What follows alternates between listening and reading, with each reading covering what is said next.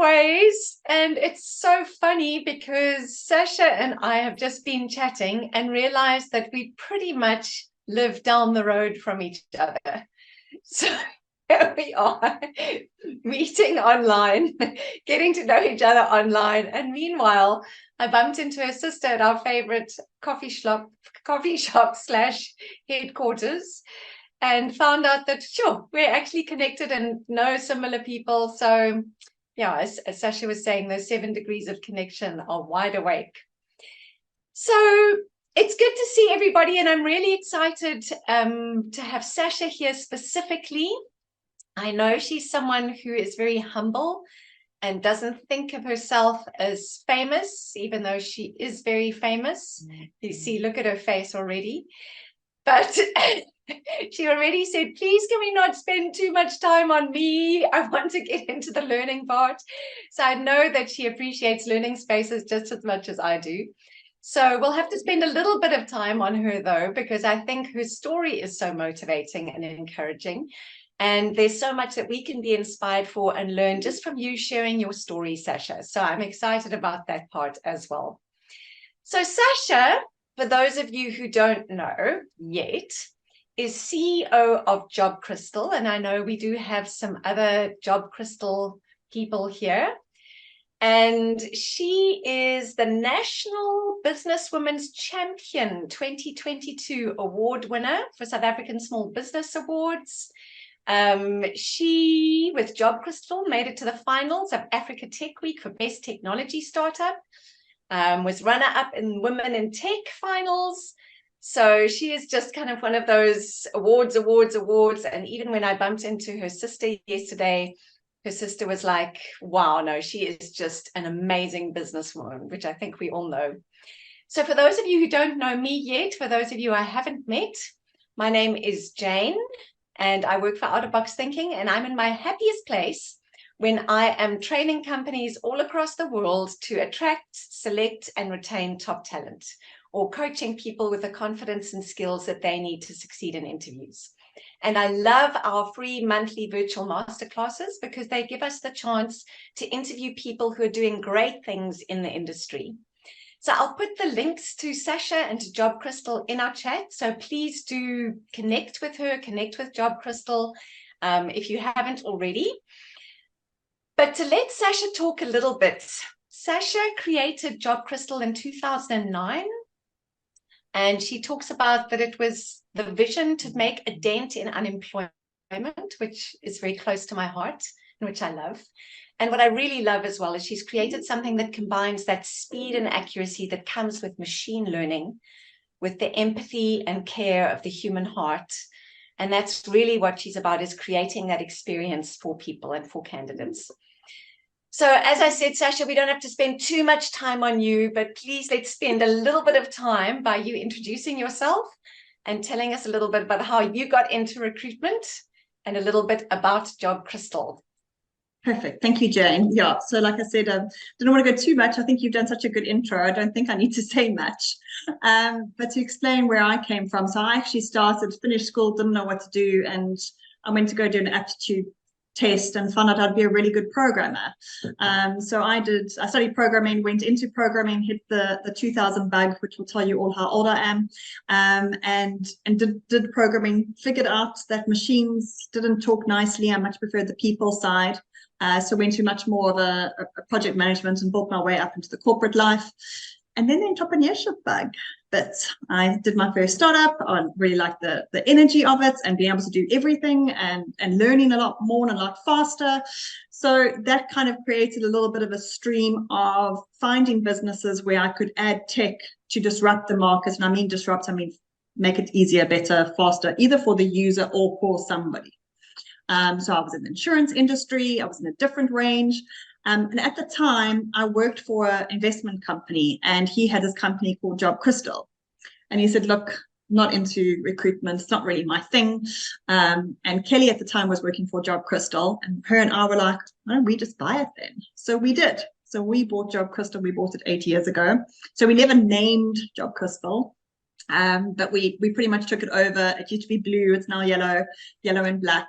And we built the team to specifically make a dent on unemployment. So our big thing was to take specifically small business, so small to medium businesses, and help them grow a lot faster. We all know as recruiters, if you hire the right person, how well a business can go, and if you hire the wrong person, how much energy and time is spent either to fix the person in the matching, or obviously to go the IR route, which is always never nice for anybody. And Juanita's on the call, but she's got a lovely saying that every pot has its lid. And we completely believe that, even though, a candidate can do really badly at one time, but can do brilliantly in another one. So when we started Job Crystal, I kind of saw where we could add the tech and where could we help businesses. And AI came up. We created this amazing tool, and then our marketing team had a brilliant idea to call her Crystal, because we never knew what Job Crystal stood for. So Crystal is pretty much a girl. She's an AI tool that's in Job Crystal that's just helps specifically SMEs hire faster. So that's pretty much me and us in a nutshell. Oh, I love it. Thank you, Sasha. And I love that you've described your career journey. It didn't start in this, but you've built over the years, and you've been led by your talents and your heart and your passion. But can you tell us a little bit more? I know you've given us a nutshell, but can you give us a little bit more about what exactly Crystal does? Because I loved hearing about that. Perfect. Yes. So there were three types of candidates in the world. Those that are looking for a job, either they've been retrenched, or they straight out of varsity, or they really don't like their boss. So those active candidates do we talk about. Then we've got the passive candidates. Those on LinkedIn, but everywhere else. So if you're a fan of Vanessa Roth, who goes sourcing around the world on passive talent, that's the kind of base. And then you've got those candidates who are like happy-ish in their job. They don't want to put themselves out there on a job portal, but they'll apply for the right role. So to us, there's three types of candidates. And what Crystal does is she looks at all three of those candidates. Sources and looks and screens those candidates, allows the candidates to have the control to shortlist who they prefer and who they like. And then from that, then we go and move through the candidate journey, where you allow a client to choose to do video interviews should you wish to do it. And obviously we go all the way through to background checks, but that's kind of where we stop on the Crystal side. So Crystal uses some AI and some machine learning. She learns with us, and she's a she because there's mostly females in Job Crystal, and as we train her and as our clients train her, she's mostly trained by females. So she is strongly female. No, that's great.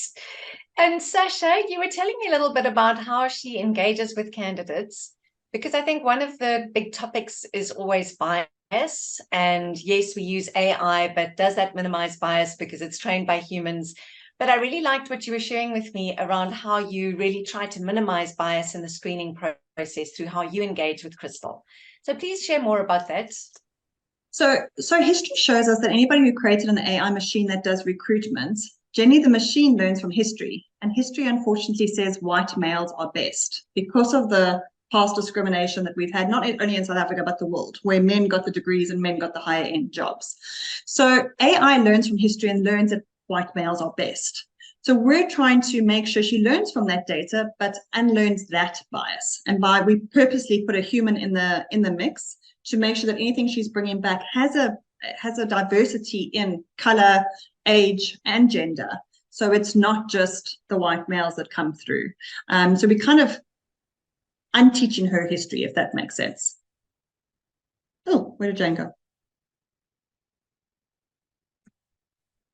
I think Jane has gone somewhere. Okay, so I'm going to carry on with what Jane wanted me to follow through on that. Jane probably had internet issues or something. So I'm going to take over and ask you a different question. How exactly does Crystal get over that bias?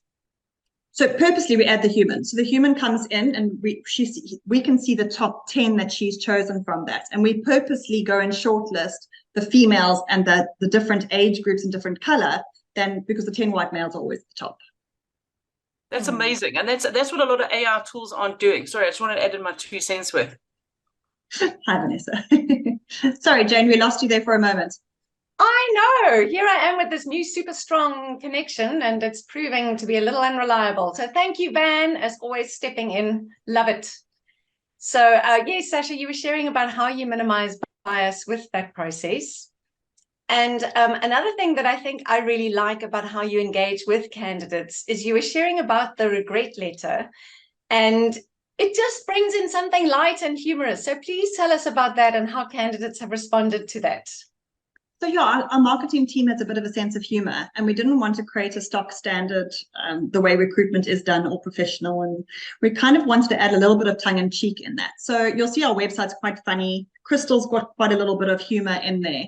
But what we did is for the regret letters, so obviously if a candidate is declined in the process, they get a regret letter which shows them, don't worry, just because the pot didn't fit the lid doesn't mean you need to give up. And this is like, let me explain, Colonel Sanders only, brought out KFC when he was 78. Angry Birds took 368 versions until they were successful. So we give them some ideas of history of where people have achieved and how long it took them to, and what they could do next in a humorous way. And those have kind of gone out onto social media where lots of candidates are like, I really appreciate the feedback and the little bit of don't give up, keep going type of thing. So it's worked quite well for us. No, I love that. And I love that I saw the one candidate who said that they really just got a sense that one no doesn't mean a no for everything. So I love that that creates hope in people. Yeah, it's just, no's are just not now. And I think we know that, but candidates often forget that. Yeah, exactly. And I think they're at such a vulnerable place in that interview process and in that recruitment process. So it's really wonderful to reach out in a human way and say, hey, we know how you feel, and this is not no forever. Exactly. And I think another thing, Sasha, that when we were talking, something that's close to my heart is interviewing, of course, and video interviewing. And I think so often we know that people actually get selected based on their interview performance and not on their job performance. So I really like the way that you use video interviewing, because you talked about how you don't use it for everything. So please share a little bit more about that, because I think that's really important for people to know and learn from. Yeah, we're going to go through just now what tools don't work at the moment in recruitment. And video interviews, clients love. You get a video interview, you can rewind, fast forward, watch it when you want. Candidates find it not great. They find it very intimidating. There's an avatar that asks them a question. Video interviews like you and I are chatting is very different to like a weird little avatar talking to you, asking you questions. So video interviews, we need to be ensure that when we use it for candidates that like it, in the sense of those little developers who like to hold in their hole won't do a video interview. They hate them. But your customer service people who need to do demos, they are going to love it. You know what I mean? So I think video interviews suit the role and suit the person. They shouldn't be used for everything. And I think it's the way we use them of how it goes forward. It's very interesting to see what AI is going to do with video interviews going forward. I'm very interested in that specific piece of how recruitment's going to change with the video side. Yeah, I think as AI develops, and maybe it's more 10 to 20 years when it becomes more empathetic and more human, that it becomes easier for people to respond as you and I are now in this real-time virtual world than this kind of recorded, pre-recorded. So, yeah. Yeah. And Sasha, I know that you're, yes, of course, there's Crystal, and Crystal is amazing, but you've also mentioned that there's other free tech tools out there, other AI tools that you think people are using and could use that you said you wanted to share about. So please share about those. Yeah, so I think everybody's tried ChatGPT. So if you haven't, it's literally like Google. You go and type it in, and it's generative AI. So what generative AI means is you give it something, it gives you something back. So Crystal, for example, isn't generative AI. She's not going to create something for you. But generative AI, like ChatGPT, you type in a command and it brings you back. So write me a blog on recruitment. It will write you a blog on recruitment. There's other tools that are like ChatGPT that came out afterwards. Google Bard, I prefer. I think it's more up to date and it's more accurate, but everyone seems to have their preference.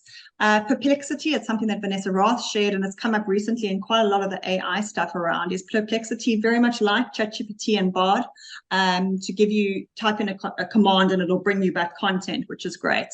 To prepare for this, I was actually playing with a whole bunch of AI tools yesterday. And to give you an idea, there's a tool that will take away your background of your photo. It looks like you're floating a little bit in space. But there's a meme.ai, which creates a photo and it gives you the meme for the photo. There's engage.ai, and this is quite scary. So I did it yesterday on LinkedIn. It's a Chrome extension. So for those that don't know, you can open your Chrome browser and you can download an extension onto it. And engage.ai will type out a response for you on a specific LinkedIn post. So now you don't actually know who's engaging with you, who's real, and who's using AI. There's also another tool called GPT-0, which is quite cool, where that goes and tests the copy to tell you if an AI person wrote it or a human wrote it. So that's going to be quite interesting when we get to profiles and CVs, blogs. Is it an AI written it or is a person written it? So quite interesting what's going to come up. Playing with recruitment tools specifically, Kick Resume really builds a phenomenal CV from your LinkedIn. It changes the way the CVs of LinkedIn are created. That's quite a cool toy to play with. So specifically for recruiters who don't have a typing person for them, they can be able to use Kick Resume, take a LinkedIn profile to recreate the CV for you. You can add your own branding and it's done for you. So that was quite cool. But a concern is that Kick Resume will give you interview questions for a specific role, and it will give you the answer based on your CV. So you're almost going to get candidates now who could read the answer to you of what's the right answer for an interview question. So what is out there, and that's where the AI gets scary and people are very worried of what it can bring. I find it amazing of what it can do, and I think it's how we use it. We're going to have to go back to in-person interviews, because if I could read my whole monologue here on a screen, what makes a candidate not be able to read their answers when you ask an interview question because an AI gave that to them? So lots of tools out there to play with.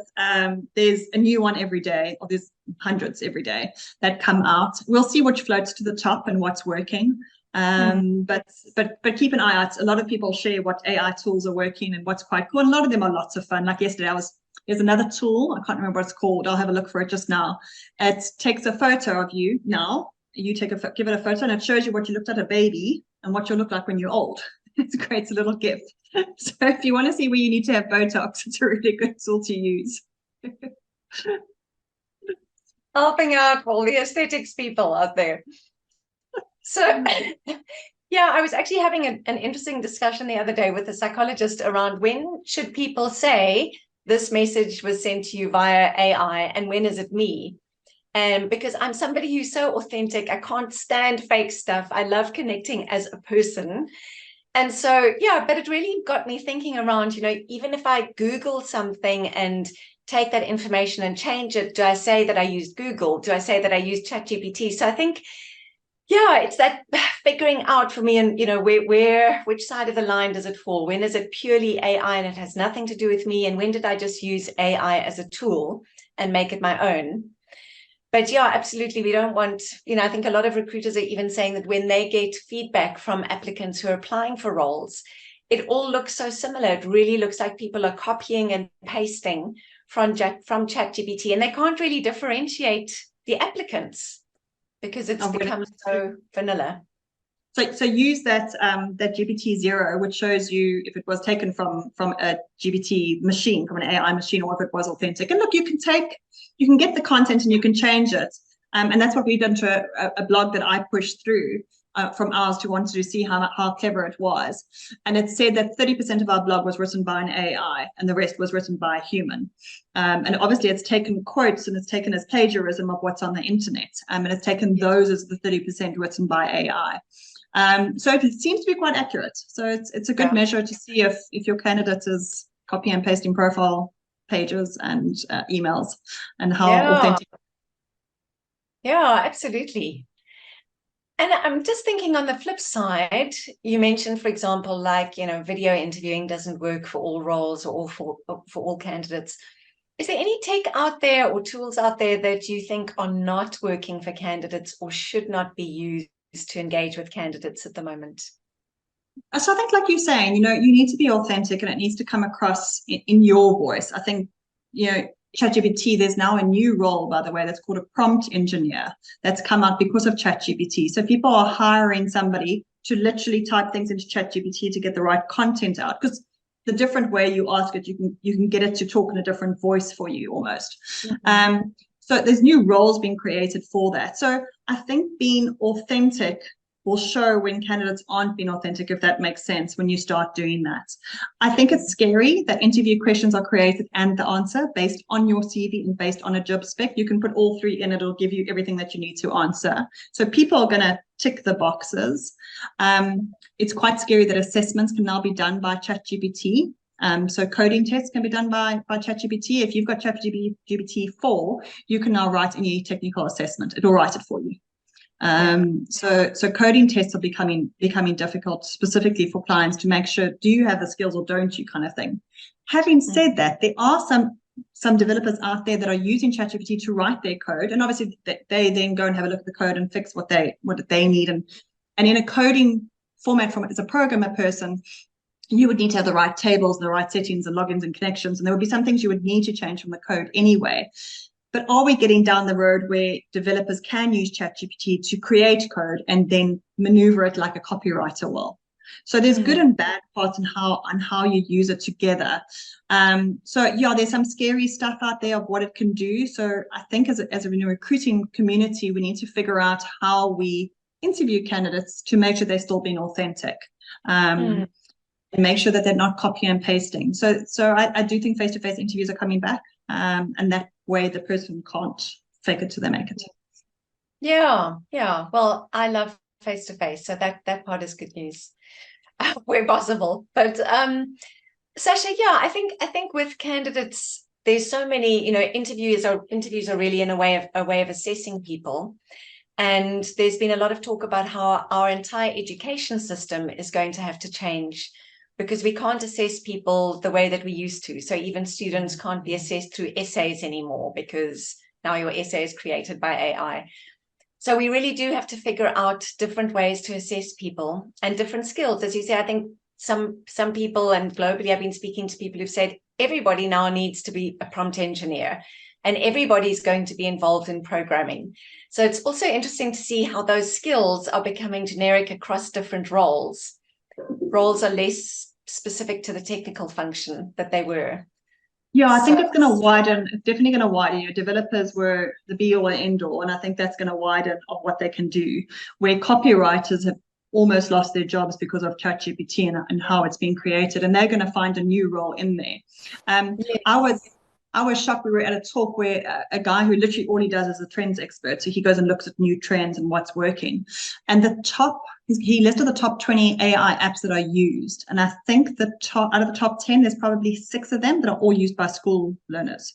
So either to write your essay, to get away from plagiarism. So what's coming is scary in that sense. And yes, education is going to have to catch up super fast to get there. But it's interesting to see how the world is kind of widening now. Anybody can code. Yeah, I think people have to learn how to work with AI. So that would be part of a skill that people recruit for. And then even with this transhumanization concept, people will eventually be recruiting somebody who's part human, part machine. Maybe that's 20 to 30 years from now. So yeah, it's really interesting to see where things are going. So that's Sasha, kind of where yeah, sorry, go for it. Sorry, that's where we went with Crystal. We went on the AI route, but we added the human to stop the bias coming in, because you're trying to unlearn the bias side. So there's that human element. So like I was going to say, sorry, is also quite a long time ago when calculators came out. I don't know if everybody knows, but maths teachers walked out of schools because they were like, well, now you can't teach maths because there are calculators to do that. And we caught up with that as well. So I think it's just, we're so new into it. We're all going to catch up. It's like the calculator thing. It's like the .com boom. It's like, who's going to shop online? No one will. We're all gonna figure it out. Yeah, exactly. And I think people still want to connect. I think values and culture will change because people are used to connecting in a certain world where change happens at a certain pace. So I think that is unprecedented with AI, where change is so much faster now. People will have to figure out different ways to connect, and that could impact on the values that companies say that they have and how their culture is formed. So Sasha, speaking about all things future, what thoughts do you have? What plans do you have for the future of Crystal? So our list is very long. We want to next focus on the candidate side. So we want, when candidates come in, to be able to help them with their CVs and their cover letters with AI to help them improve that. So to create a bit of generative AI. We won't be giving them answers to interview questions. I think that's going a bit far. And then we want to kind of work on the culture fit match. So currently we match on skills and experience, and next we would like to try and figure out that culture fit. We've got an idea. We want to see if it will work. So we're working with a bunch of psychometrists and psychologists to go and see how we can connect cultures to each other. So not just get the hard skills, but also, like we call it, the pot and the lid to match nicely. So that's kind of where we would like to go in the tech front for Crystal, and of where she can grow to. I love that, and I love that it's not just about the companies and how they can find a good match for them, but it's also about candidates making that decision, because that impacts their lives. Should I resign? Shouldn't I? Should I join? I don't want to join and then find it's the wrong move. So they're also concerned about culture. Exactly, and I think it's quite difficult for candidates to understand. We forget people don't know how to find jobs and what they're doing. And just playing with all those AI tools yesterday, having so much fun. I come from a tech background, so for me, it's not quite scary. But for somebody who doesn't know that and they're looking for a job, I think all these AI tools are very overwhelming. So it'd be nice so that's what we want to do. It's a nice place to come to one place and have it all there for a candidate and how to find a job. Yeah, exactly. And we ideally wanted to make the process easier, simpler for them. I mean, we're seeing more and more that candidates don't want to engage in anything complex or long. So you were talking about Candidate Box, Sasha, and the collaboration around that. You said it was discussed at APSO, how recruiters can work together on that. Please share more about that. So that was quite interesting at APSO. Like, we put Candidate Box into a cupboard many, many years ago. And the theory behind it quite a while ago was all these recruiters have these candidates that are amazing, but their clients found somebody else, or they were the second candidate, they weren't the first choice. And they're like, this person's amazing. Like, what do you do with them? And, there's often on LinkedIn groups and Facebook groups, they're like, hi, I've got this amazing developer. Anybody need a C# developer? Or I've got this Scrum Master who's amazing, but can't find a job at the moment. And we all know those kinds of people. So we opened this Candidate Box. It was a system that we opened. Anybody could add a CV on there, and anybody could remove. And I say anybody, I mean, you had to be a recruiter, not a recruiter in a company, but a recruiter as an agency side. So it was free swapping and going between candidates. And people didn't use it. So we were like, okay, put it in the cupboard, and we left it. And we were at APSO, was it last week or the week before? Now, my weeks have merged into one. We were sitting, and I was talking on stage about AI, and somebody was talking about, why can't we as recruiters collaborate about candidates? And somebody popped out saying, there used to be something called Candidate Box. Like, Job Crystal, didn't you run that? So I'm like, we've still got the code. But nobody was interested. And everyone seems like, yes, no, absolutely. I'll give you my candidates, happy to download, because it's like a free collaboration almost on a virtual box where you can go and download, upload CVs, help people find jobs. I think we all get into this industry, be it we chose it, studied it, or fell into it. We all did it for the same reason, was to help people find jobs. So if we can help people, why wouldn't we? And that's I don't share the placement with you. It's literally, guys, if you can help this guy find a job, please do. Here's his CV. So we're bringing it back. We are busy. We've just been busy finishing our last project this week, but we're bringing it back. Hopefully in the next week or two, we'll start making announcements, and then it's free for all to use. We'll verify who gets in, and then people can start sharing. Check that. So excited. That's wonderful. That's wonderful to hear that. Yeah, and I think what it does, Sasha, is, as you say, we joined the industry for that common purpose. And I love how that unites people again and reminds people of that common purpose. So thanks for that. So one last question before I ask everyone to unmute and start asking questions and discussing things. And at that point, I'll stop our recording.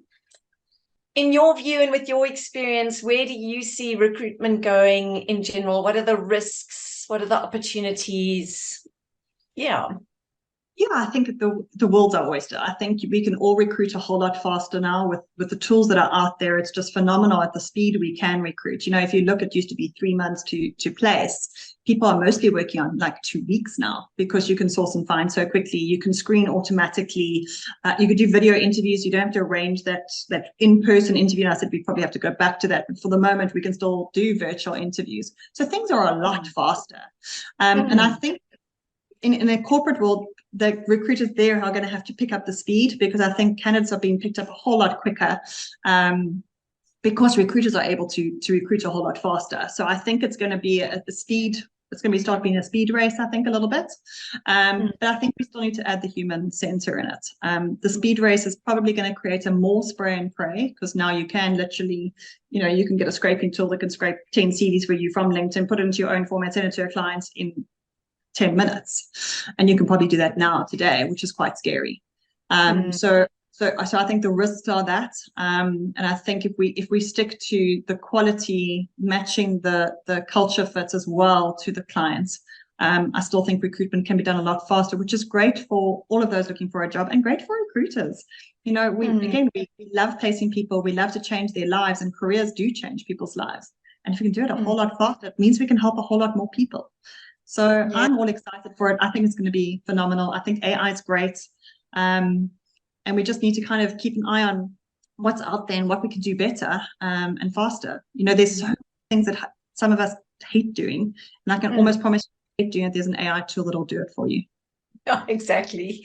Yeah, I think if we can use AI to be efficient where we need to be efficient, but to be able to maximize that time that we can spend with humans, and giving them that courage and that dignity that they need and that they deserve going through the job seeking process. I think it's such a scary time, as you say, for a lot of people. And it's wonderful to be able to partner with people and help them succeed in the next step in their careers.